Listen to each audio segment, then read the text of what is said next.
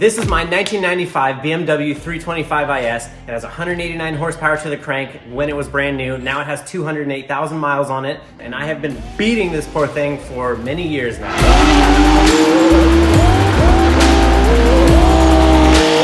So here's the plan. I'm gonna put this, and I'm gonna put it in there. I know a lot of people have been thinking about this, and I have as well. I'm tired of driving this underpowered car. I want more power, and this is how we're gonna do it.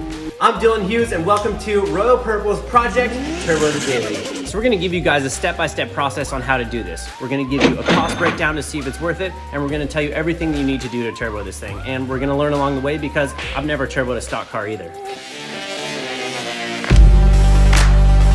This is the Garrett G25 550, and if this engine allows us, this thing should make about 400 to the wheels. And I'm really hoping this engine is gonna let us do that.